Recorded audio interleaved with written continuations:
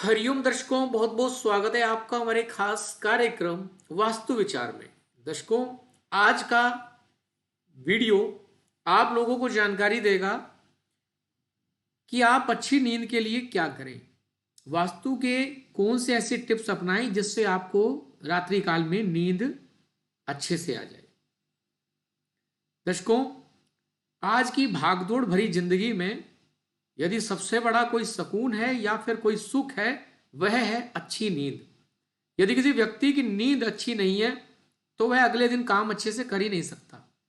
जब वह अच्छे से नींद नहीं लेगा, फ्रेश नहीं होगा, अगले दिन के लिए वह अच्छे से कार्य नहीं कर सकता।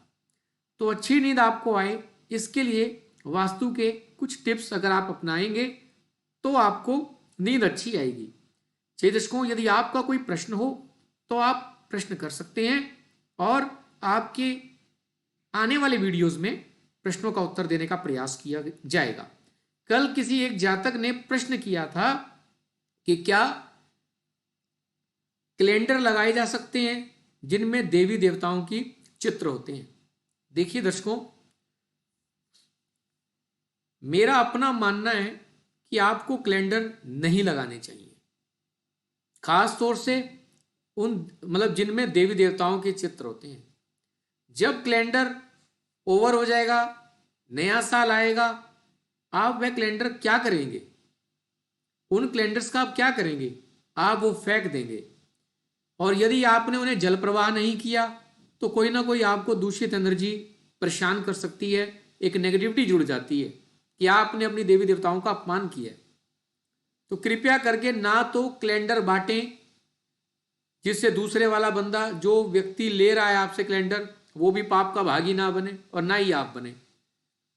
काफी लोग एडवर्टाइजमेंट के चलते अपना कैलेंडर अपने कंपनी के नाम से छपाते हैं, देवी देवताओं के भी छपा देते हैं, उसमें मंत्र वगैरह भी कई बार लिखे होते हैं और वो आप लोगों को बांट देते हैं। आप लोग उस साल तो यूज करते हैं लेकिन अगले साल उस कैलेंडर को हटा देते हैं, इधर उधर फेंक देते हैं कई बार।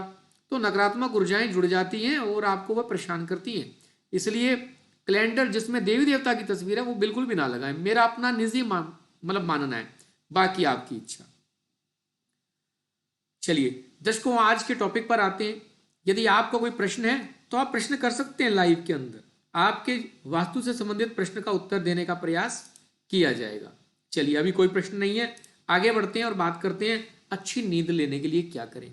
दर्शकों, सबसे पहला कार्य आपने ये करना है कि आपने जो अपना शयन कक्ष है, जो बेडरूम है, जो भी आप जहां पर भी आप रहते हैं, वह दक्षिण पश्चिम जो जोन है, जो दक्षिण पश्चिम भाग है घर का, वहीं आप अपना बेडरूम बनाएं, शयन कक्ष बनाएं। घर के मुखिया को वहीं पर ही विश्राम करना चाहिए, वहीं अपना शयन कक्ष बनाना चाहिए। दूसरा, जो आपने बेड लगाना है, अब उस कमरे के अंदर आ जाते हैं। उस कमरे में जहां आपने बेड अपना लगाना है, जो आपने अपना बेडरूम बना लिया है, बेड भी आपने दक्षिण पश्चिम भाग में, दक्षिण भाग में ही रखना है और इस तरीके से लगाना है कि जब आप सोएंगे तो आपका जो सिर है वह दक्षिण दिशा की तरफ होना चाहिए और पैर उत्तर दिशा की तरफ होने चाहिए। ऐसा ना हो कि आपका सिर उत्तर दिशा की तरफ हो और पैर आपके दक्षिण दिशा की तरफ हो। उत्तर दिशा में मरणासन व्यक्ति या फिर मृत व्यक्ति को लिटाया जाता है, यह हमारे शास्त्र कहते हैं। तो अभी हम जी रहे हैं तो हमारे को दक्षिण दिशा की तरफ मुख कर, अपना सिर करके ही सोना है, जिससे आपको गहरी नींद आएगी। दूसरा पॉइंट, आपने अपने बेडरूम के अंदर कोशिश करनी है इलेक्ट्रॉनिक गैजेट्स ज्यादा नहीं रखने हैं। कोशिश करें ना तो वहां पर टेलीविजन लगाएं, ना वहां पर आप अपने लैपटॉप, कंप्यूटर्स यह सब रखें, और ना ही आप मोबाइल फोन्स रखें अपने समीप। दर्शकों, इन इलेक्ट्रॉनिक गैजेट्स से ऐसी तरंगें निकलती हैं जो आपकी नींद को परेशान कर सकती हैं। जब टेलीविजन लगा रहेगा आपके बेडरूम में तो आप देर रात तक जागते भी रहेंगे, उसे टेलीविजन देखते रहेंगे, टीवी देखते रहेंगे, आपको नींद कहां से आएगी? तो आपने क्या करना है, ना तो टेलीविजन लगाएं, ना कंप्यूटर, लैपटॉप और ना ही मोबाइल रखें। अगर यह आपने रख रखे हैं तो इनको कंप्लीटली बंद कर दें। इनका जो प्लग है, जो स्विच है, वो बिल्कुल कंप्लीटली ऑफ कर दें। काफ़ी बार आप लोग रात को टीवी देखते देखते रिमोट से ही बंद करके सो जाते हैं, लेकिन टेलीविज़न चलता रहता है, वह कंप्लीटली ऑफ नहीं होता, जिससे भी कुछ नकारात्मक जो ऊर्जाएं हैं वो प्रभावी होती हैं और आपको परेशान करती हैं। तो कम से कम इलेक्ट्रॉनिक गैजेट्स रखें। मैं तो कहूँगा कि आप रखो ही मत बिल्कुल, तभी आपको अच्छी नींद आएगी। चौथा पॉइंट आपने ये रखना है, जल नहीं रखना है आपने। ज़्यादा जल और जल को प्रदर्शित करने वाली कोई सीनरी, कोई आर्टिकल्स, मतलब कोई गैजेट्स आपने बिल्कुल नहीं रखने जिससे जल हो। जिसमें पीने के लिए आप एक जग पानी भर के रख सकते हैं अगर आपको ज़रूरत है रात को, उसके अलावा ज़्यादा आपने जल नहीं रखना है। तीसरा, जब आप सोते हैं तो काफ़ी घरों में क्या रहता है, बेडरूम्स के पास मतलब उसमें एक ड्रेसिंग टेबल भी लगा होता है जिसमें एक बड़ा सा आईना होता है और वह आपके बेड को रिफ्लेक्ट करता है। जो भी अंग उस आईने में सोते समय रिफ्लेक्ट होगा, उस अंग में कोई ना कोई दोष उत्पन्न होने के योग बन जाते हैं।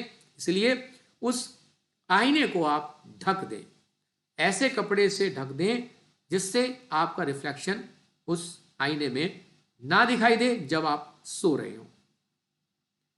अपने बेडरूम की साफ सफाई अच्छे से करें। अपने बेडरूम में जो भी आपका बेड है उसके नीचे किसी प्रकार का कबाड़ इकट्ठा नहीं करना है। और आजकल ये बॉक्स टाइप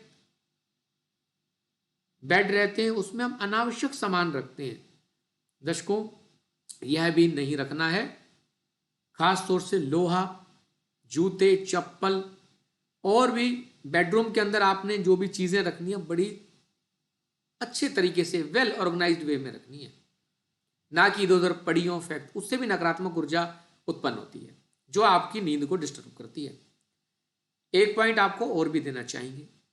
क्या करना है, आपने ध्यान देना है कि आप जहां पर सो रहे हैं उसके ठीक ऊपर बीम नहीं होना चाहिए। जो बड़े बीम्स वगैरह आजकल जो कंक्रीट की छतें डाली जाती हैं उसमें बड़े बीम भी, लटक बीम बोलते हैं जिन्हें हम, वह नहीं होने चाहिए। जहां से बीम गुजर रहा है उसके नीचे, ठीक नीचे भी आपने अपना बेड नहीं लगाना है, नहीं तो आपको रात्रि काल में नींद नहीं आएगी, अच्छे से नींद नहीं आ पाएगी।